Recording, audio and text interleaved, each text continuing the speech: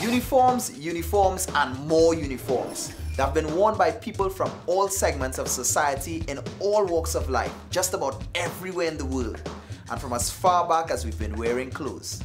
Uniforms don't only identify the wearer as a member of a particular group. They help create an atmosphere of order, loyalty, pride, and belonging. In this episode of In Common, we're going to be informed about uniforms, school uniforms to be exact.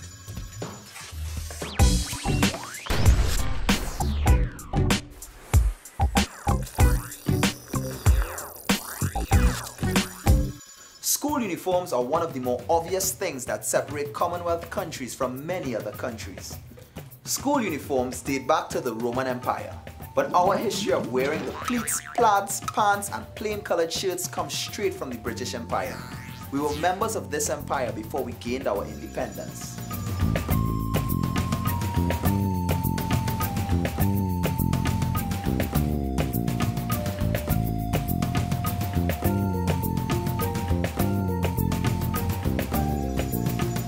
In Trinidad and Tobago, up to the 1980s, some schools didn't allow young men under Form 3 to wear long pants. But so what? Police officers under a certain rank also wore short pants back then. Unlike the USA, where school uniforms are worn mostly by prestige or private schools, almost all primary and secondary schools in the Commonwealth require students to wear some form of uniform.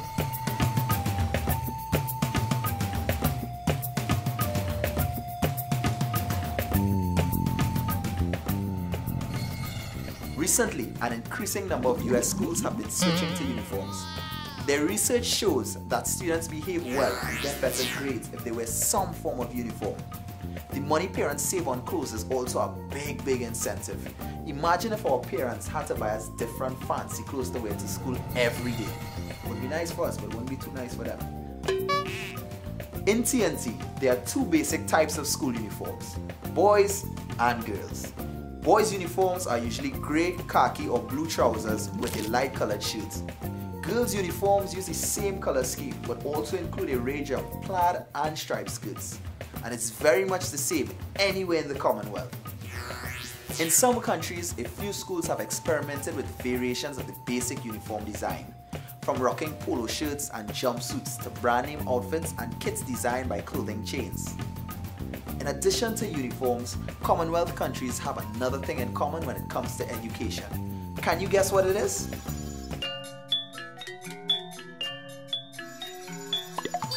Did you guess? Well, it's the O and A level standards. We basically go to school using the same 7 years of secondary schooling that's divided into two parts: 5 years preparation for O's and 2 years for A's. In our primary schools, we go from standard 1 to 5. While in the US, they move up in grades. In secondary school, we move from first form to sixth form. Around the Commonwealth, our subjects are structured the same way, and our grading standards are also at the same level.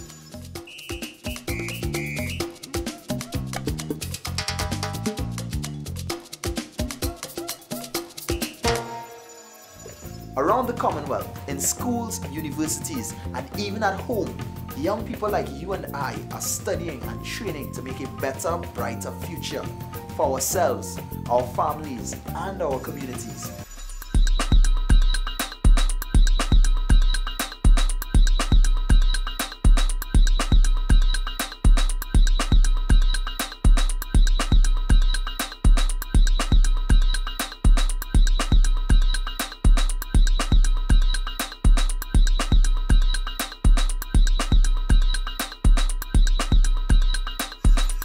So keep up the good work. You're not alone.